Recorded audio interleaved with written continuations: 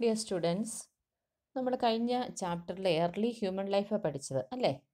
അതിൽ നമ്മൾ ഡിഫറെൻ്റ് ഏജുകൾ പഠിച്ചു. പാലിയോലിത്തിക് ഏജ് മുതൽ നിയോലിത്തിക് ഏജ്, അതുപോലെ ചാൽക്കോലിത്തിക് ഏജ് വരെയൊക്കെ പഠിച്ചത്. ഇന്ന് നമ്മൾ പഠിക്കാൻ പോകുന്നത് നമുക്കൊരു പുതിയ ചാപ്റ്ററാണ് കേട്ടോ. അതാണ് the river valley civilisation. Second ചാപ്റ്ററാണ്. ഇപ്പോൾ നിങ്ങൾ ടെക്സ്റ്റ് കൂടി ഒന്ന് എടുത്ത് വയ്ക്കുക. പേജ് നമ്പർ 23 ആണ് കേട്ടോ. River valley civilisation. നോക്കാം നമുക്ക് എന്താണെന്ന്. ഇപ്പം നിങ്ങൾക്ക് അതിലെ ചാപ്റ്റർ ആരംഭിക്കുന്നത് തന്നെ ഒരു ഡിസ്ക്രിപ്ഷൻ, അത് ഒത്തിരി വർഷം പഴക്കമുള്ള ഒരു കാര്യത്തെക്കുറിച്ചുള്ള ഒരു വിവരണം നൽകിക്കൊണ്ടാണ്. 1856 കാര്യമാണ്. നമുക്ക് നോക്കാം എന്താണ് ആ ഒരു ഡിസ്ക്രിപ്ഷൻ്റെ അകത്ത് പറഞ്ഞിരിക്കുന്നതെന്ന്. It was 1856 the British decided to lay a railway line from Multan to Lahore. 1856 നമുക്കറിയാം, നമ്മൾ ഇന്ത്യയിൽ ഭരിച്ചുകൊണ്ടിരുന്ന ആരായിരുന്നു? ബ്രിട്ടീഷുകാരായിരുന്നു അല്ലേ? അപ്പോൾ ആ ഒരു സമയത്ത് ബ്രിട്ടീഷ് ഗവൺമെൻറ് എന്ത് ഡിസൈഡ് ചെയ്തു? Lay railway line from Multan to Lahore. Multan മുതൽ ലാഹോർ വരെ ഒരു റെയിൽവേ ലൈൻ നിർമ്മിക്കാനായിട്ട് അവർ തീരുമാനിച്ചു. The Brunton brothers were assign the charge of its construction. അപ്പോൾ അതിൻ്റെ ഒരു നിർമ്മാണത്തിൻ്റെ ചാർജ് നൽകിയിരുന്നത് ആർക്കായിരുന്നു? ബ്രൗൺടൺ ബ്രദേഴ്സ് എന്ന് പറയുന്ന ഒരു സഹോദരന്മാർക്കായിരുന്നു നൽകിയിരുന്നത്. The line was to be laid through the Indus valley. അപ്പോൾ ആ ഒരു റെയിൽവേ ലൈൻ അതായത് ഏത് ഭാഗത്തു കൂടിയായിരുന്നു കടന്നു പോയിക്കൊണ്ടിരുന്നത്? ഇൻഡസ് വാലിയിൽ കൂടിയായിരുന്നു അത് നിർമ്മിക്കാൻ ഉദ്ദേശിച്ചിരുന്നത്. Though the brothers who were engineers toiled hard with the labours they could not fix the railway track in the loose soil. അപ്പോൾ അവിടെ ആ എഞ്ചിനീയേഴ്സ് അവർ രണ്ടുപേരും ബ്രദേഴ്സ് ആയിരുന്നു, എഞ്ചിനീയേഴ്സ് ആയിരുന്നു. അവരുടെ ആ വർക്കേഴ്സ് കൂടി ഹാർഡ് വർക്ക് ചെയ്തെങ്കിലും അവർക്ക് they could not fix the railway track in the loose soil. അപ്പോൾ അവിടെ ഉണ്ടായിരുന്ന സോയിൽ ഇളകിയ മണ്ണായിരുന്നു അല്ലേ? അപ്പോൾ അതുകൊണ്ട് അവർക്ക് they cannot fix the railway track. അവർക്ക് ആ റെയിൽവേ ട്രാക്ക് അവിടെ ഫിക്സ് ചെയ്യാനായിട്ട് സാധിച്ചില്ല. Construction came to a standstill. അപ്പം അങ്ങനെ നമുക്കറിയാം, അങ്ങനെ ഒരു കാര്യം ചെയ്യാൻ ശ്രമിക്കുമ്പോൾ അത് പൂർത്തിയാക്കാൻ പറ്റാതെ വരുമ്പോൾ, അത് ചെയ്യാൻ സാധിക്കാതെ വരുമ്പോൾ എന്ത് സംഭവിക്കും? അതവിടെ സ്റ്റോപ്പ് ചെയ്യാറുണ്ട്, അല്ലെങ്കിൽ നിന്നു പോകാറുണ്ട്. അപ്പം അങ്ങനെ ഒരു അവസ്ഥയിൽ അവരും എത്തിച്ചേർന്നു. Then the engineers notice some burn bricks nearby. അപ്പം അങ്ങനെ ആ സമയത്ത് എഞ്ചിനീയേഴ്സ് പെട്ടെന്ന് അവരുടെ ശ്രദ്ധയിൽ അവർ നിർമ്മിച്ചുകൊണ്ടിരുന്ന ആ ഒരു പ്രദേശത്ത് ചുടുകട്ടകൾ, ബേൺ ബ്രിക്സ് കിടക്കുന്നത് കണ്ടു.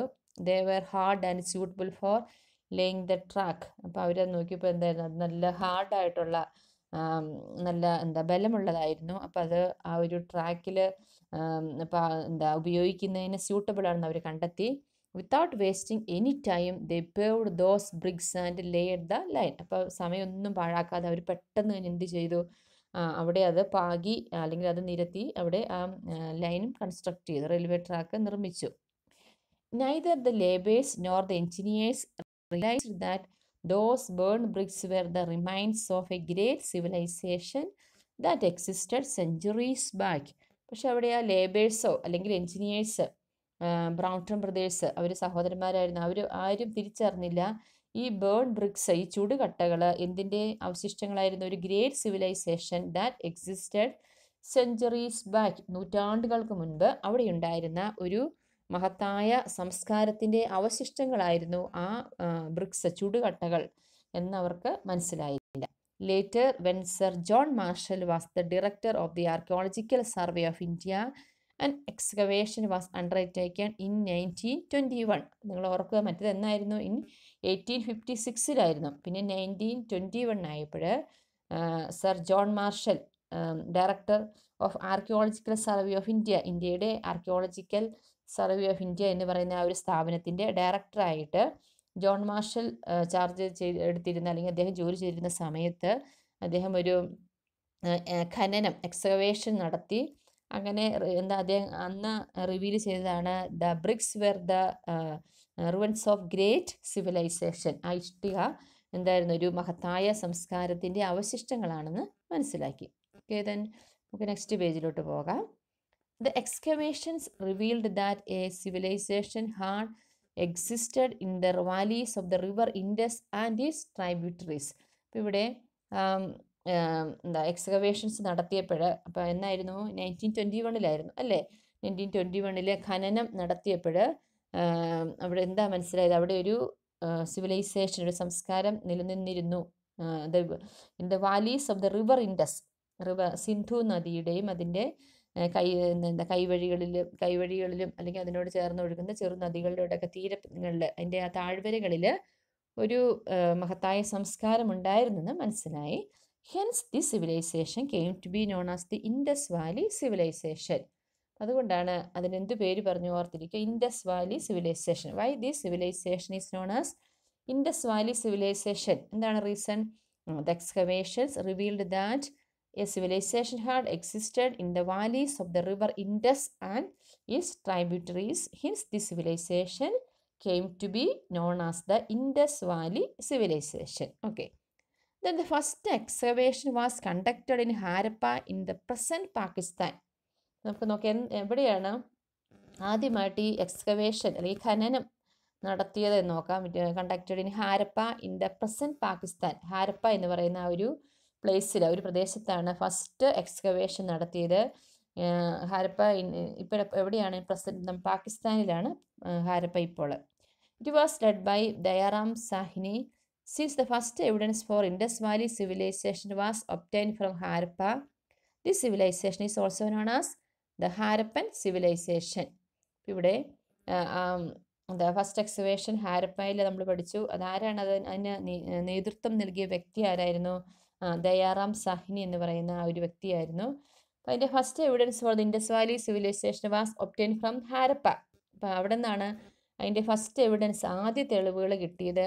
So this civilisation is also known as Harappan civilisation. അപ്പം അതുകൊണ്ട് ഈ സിവിലൈസേഷന് വേറെ ഒരു പേര് കൂടിയുണ്ട്. എന്താണ്? ഹാരപ്പൻ സിവിലൈസേഷൻ. അപ്പോൾ അതും ഒരു ക്വസ്റ്റ്യൻ ആൻസർ നിങ്ങൾ പഠിക്കണം കേട്ടോ. Why Indus Valley civilisation is known as Harappan civilisation? എന്താണ്, എന്തുകൊണ്ടാണ് Indus Valley civilisation Harappan civilisation എന്ന് പറയുന്നതിന് റീസൺ എന്താണ്? The first evidence for the Indus Valley civilisation was obtain from Harappa. ഹാരപ്പയിൽ നിന്നായിരുന്നു അതിൻ്റെ ആദ്യത്തെ തെളിവ് ലഭിച്ചത് ഇൻഡസ് വാലി സിവിലൈസേഷൻ്റെ. അതുകൊണ്ട് അതിനെന്ത് പേര് വിളിക്കുന്നു, അല്ലെങ്കിൽ എന്ത് പേരിലാണ് അറിയപ്പെടുന്നത്? Harappan civilisation. Then it was R.D. Banerjee who led the excavations in Mohenjo-daro in the present Pakistan. വീണ്ടും R.D. ബാനർജി എന്ന് പറയുന്ന ഒരു വ്യക്തി who led the excavations in Mohenjo-daro.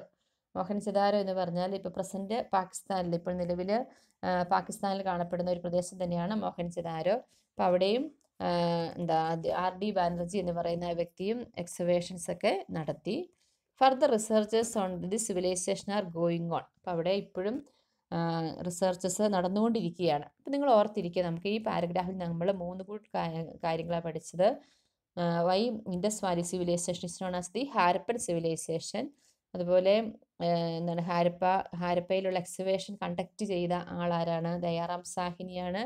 Then who conducted excavations in Mohenjodaro ആരാണ്? R.D. ബാനർജിയാണ്. ഓക്കെ, നിങ്ങൾക്ക് അവിടെ ഒരു എക്സ്ട്രാ റീഡിങ്ങിന് ഒരു ബോക്സ് കൊടുത്തിട്ടുണ്ട്. നോക്കി നമുക്ക് നോക്കാം എന്താണതെന്ന്. ആർക്കിയോളജിക്കൽ സർവേ ഓഫ് ഇന്ത്യ കേട്ടിട്ടുണ്ടോ നിങ്ങൾ? ആർക്കിയോളജിക്കൽ സർവേ ഓഫ് ഇന്ത്യ എന്ന് അതൊരു ഇൻസ്റ്റിറ്റ്യൂഷനാണ്, ഒരു സ്ഥാപനമാണ്.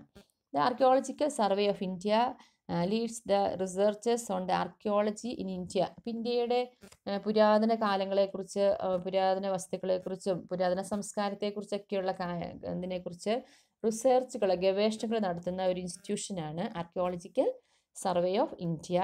അത് ആരാണ് എസ്റ്റാബ്ലിഷ് ചെയ്തത്? During the reign of the ബ്രിട്ടീഷുകാർ ഇവിടെ ഭരിച്ചിരുന്ന കാലത്താണ് അത് ആ ഇൻസ്റ്റിറ്റ്യൂഷൻ സ്ഥാപിച്ചത്. നെക്സ്റ്റ് നിങ്ങൾക്കൊരു ആക്ടിവിറ്റിയാണ്. അപ്പോൾ നമുക്ക് ആക്ടിവിറ്റിക്ക് തൊട്ട് മുമ്പ് നമുക്ക് കുറേ ഫോട്ടോഗ്രാഫ്സ് തന്നിട്ടുണ്ട് അല്ലേ? അതായിരിക്കാം നമുക്ക് നോക്കാം. ആരാണ്ട് ഫസ്റ്റ്? John marshal. നമ്മൾ ആദ്യമേ പറഞ്ഞു അല്ലേ, ആർക്കിയോളജിക്കൽ സർവേ ഓഫ് ഇന്ത്യയുടെ ഡയറക്ടർ ജനറലായിരുന്ന ആളാണ് സർ ജോൺ മാർഷൽ.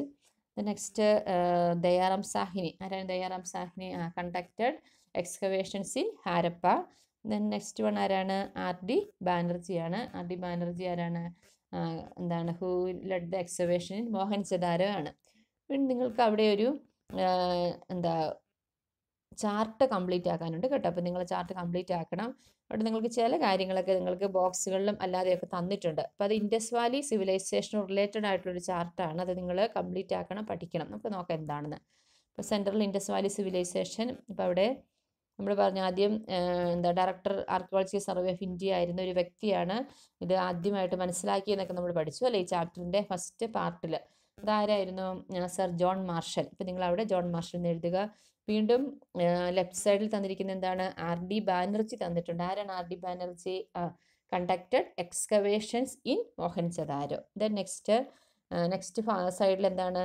അവിടെ ആ ബോക്സ് ഫില്ല് ചെയ്തിട്ടുണ്ട് ഓൾറെഡി. എന്താണ്? Conducted excavations in Harappa. ആരാണ് ഹാരപ്പയിൽ എക്സ്കവേഷൻസ് നടത്തിയ ആൾ? നമുക്കറിയാം, Dayaram സാഹിനിയാണ്. Then the Harappan civilization stretched across the region ranging from the western part of Pakistan to Alamgirpur in Uttar Pradesh and from Kashmir in the north to the Narmada Valley in the south. അപ്പോൾ നമ്മളിങ്ങനെ Harappan civilisation, Indus Valley civilisation ഒക്കെ നമ്മൾ പഠിച്ചു അല്ലേ. പക്ഷെ നമുക്കിത് ഏത് ഭാഗത്താണ് കാണുന്നത് നമുക്കൊന്ന് പഠിക്കാം അല്ലേ. എവിടെയാണ് ഇത് കാണപ്പെടുന്നത്? ഇന്ത്യയുടെ, അല്ലെങ്കിൽ അത് എന്താ നമ്മൾ പറഞ്ഞു ആദ്യമേ ഹാരപ്പായും മൊഹൻജദാരോ ഒക്കെ ഇപ്പോൾ പ്രസന്റ് പാകിസ്ഥാനിലാണ് നമ്മൾ പഠിച്ചു അല്ലേ. അപ്പോൾ നമുക്ക് നോക്കാം എവിടെയാണ് ആ ഒരു റീജിയൻ, ആ ഒരു പ്രദേശം എന്ന് നോക്കാം ഇൻഡസ് വാലി സിവിലൈസേഷനിൽ. അപ്പോൾ അത് എവിടെ നിന്നൊക്കെ റേഞ്ച് ചെയ്യുന്നത്? Western part of the Pakistan to Alamgirpur in Uttar Pradesh. പാകിസ്ഥാൻ്റെ വെസ്റ്റേൺ പാർട്ട് മുതൽ ഉത്തർപ്രദേശിലെ അലംഗീർപൂർ എന്ന് പറയുന്ന പ്രദേശം വരെ. അതുപോലെ ഫ്രം കാശ്മീർ ഇൻ ദ നോർത്തിൽ കാശ്മീർ മുതൽ Narmada valley in the south, അവിടെ വരെയാണ് ഇൻഡസ് വാലി സിവിലൈസേഷൻ കാണപ്പെടുന്നത്. The period of the civilisation is generally placed between BCE 2700 and BCE 1700. അപ്പം അതിൻ്റെ ഒരു സമയം, അതിൻ്റെ ഒരു വർഷങ്ങൾ എന്ന് പറഞ്ഞ എന്നായിരുന്നു ഈ സിവിലൈസേഷൻ ഉള്ള എന്ന് തൊട്ട് എന്ന് വരെയായിരുന്നു? ഓർത്തിരിക്കുക, BCE 2700, 2700 and BCE 1700. Okay, then next one. Observe the map and list the major sites of the Indus Valley civilization in the table given. നിങ്ങൾക്ക് വീണ്ടും അവിടെ ഒരു ആക്ടിവിറ്റി തന്നിരിക്കുകയാണ് കേട്ടോ. എന്താണ്? ഒരു മാപ്പ് തന്നിട്ടുണ്ട്. അപ്പോൾ മാപ്പ് നിങ്ങൾ നോക്കുമ്പോൾ നമുക്കറിയാം അവിടെ അഫ്ഗാനിസ്ഥാനുണ്ട്, പാകിസ്ഥാനുണ്ട്, ഇന്ത്യയുണ്ട്, ചൈനയുണ്ട്, അങ്ങനെ കുറേ രാജ്യങ്ങളുടെ നെയിംസ് ഉണ്ട്. അതിൻ്റെ കൂടെ തന്നെ വേറെ കുറച്ച് കാര്യങ്ങൾ കൂടിയുണ്ട് അല്ലേ. അപ്പോൾ അവിടെ എന്താണ് തന്നിരിക്കുന്നത്? Major sites of the Indus Valley. ആ ഇൻഡസ് വാലി സിവിലൈസേഷൻ്റെ മേജർ സൈറ്റുകളാണ് തന്നിരിക്കുന്നത്. അപ്പോൾ നിങ്ങളിത് ഐഡൻറ്റിഫൈ ചെയ്യണം കേട്ടോ. അപ്പോൾ ആ മാപ്പിൽ നോക്കി ഐഡൻറ്റിഫൈ ചെയ്തിട്ട് നിങ്ങൾക്ക് എന്താണ് ആക്ടിവിറ്റി, നിങ്ങൾക്ക് ആ മാപ്പിൻ്റെ താഴെയായിട്ട് ടേബിൾ തന്നിട്ടുണ്ട് കണ്ടോ. Sites of Indus Valley civilisation, അതുപോലെ കൺട്രി, വീണ്ടും sites of Indus Valley civilisation country. അതായത് സൈറ്റിൻ്റെ പേര് കൊടുത്തിട്ടുണ്ട്. അപ്പോൾ നിങ്ങൾ എന്ത് ചെയ്യണം? അത് ഏതൊക്കെ കൺട്രിയിലാണെന്ന് കണ്ടുപിടിച്ചത്. അപ്പോൾ നമുക്ക് ജസ്റ്റ് ഒന്ന് നോക്കാം ഏതൊക്കെയാണെന്നല്ലേ. ഹാരപ്പ നമുക്ക് ആദ്യം തന്നിരിക്കുന്ന ഹാരപ്പയാണ്. ഹാരപ്പ നമുക്ക് ഇവിടെ നോക്കുമ്പോൾ തന്നെ നമുക്ക് ഗ്രീൻ കളറിൽ അവിടെ കാണുന്നുണ്ട്. ഹാരപ്പ എവിടെയാണ്? പാകിസ്ഥാനിലാണ്. വീണ്ടും മോഹൻജദാരോ കാണുന്നുണ്ട്. മോഹൻജദാരോ എവിടെയാണ്? അതും പാകിസ്ഥാനിലാണ്. അടുത്ത സ്ഥലം സുട്ക ജൻഡോർ എവിടെയാണ്? അതും പാകിസ്ഥാനിലാണ്. അടുത്ത സ്ഥലം നമ്മൾ നോക്കിയാൽ നമ്മുടെ ഈ ലെഫ്റ്റ് സൈഡിലായിട്ട് കാണുന്നുണ്ട് അലംഗീർപൂർ. അപ്പോൾ അത് എവിടെയാണ്? അലംഗീർപൂർ ഇന്ത്യയിലാണ്. നമ്മൾ ആദ്യമേ പഠിച്ചു ഉത്തർപ്രദേശിലാണ്. നെക്സ്റ്റ് ബനവാലി ഇന്ത്യയിലാണ്. ദെൻ നെക്സ്റ്റ് കാലിബംഗാനും ഇന്ത്യയിലാണ്. ലോത്തൽ കൊടുത്തിട്ടുണ്ട്, ലോത്തൽ ഇന്ത്യയിലാണ്. നെക്സ്റ്റ് ധോളവീര എവിടെയാണ്? അതും ഇന്ത്യയിലാണ്. നെക്സ്റ്റ് റംഗ്പൂർ, അതും ഇന്ത്യയിലാണ്. ലാസ്റ്റ് വൺ ഷോർട്ട് ഗായ് എന്ന് പറയുന്നത് അതെവിടെയാണ്? അഫ്ഗാനിസ്ഥാനിലാണ് ഷോർട്ട് ഗായ്. അപ്പം നിങ്ങൾ ഇത്രയും കാര്യങ്ങൾ നിങ്ങൾ ടെക്സ്റ്റിലൊന്ന് ഈ മാപ്പ് നോക്കിയിട്ടൊന്ന് എഴുതിയാൽ മതി. നമുക്ക് അവിടെ ഓൾറെഡി തന്നിട്ടുണ്ട്. എന്തൊക്കെ തന്നിട്ടുണ്ട്? സൈറ്റ്സും തന്നിട്ടുണ്ട്, അതുപോലെ തന്നെ രാജ്യങ്ങളുടെ പേരുകളും തന്നിട്ടുണ്ട്. അപ്പം നിങ്ങൾ ജസ്റ്റ് അതിലൊന്ന് നോക്കി എഴുതിയാൽ മതി കേട്ടോ. നമുക്ക് നെക്സ്റ്റ് അടുത്ത ഇതിലോട്ട് പോകാം. Features of sites.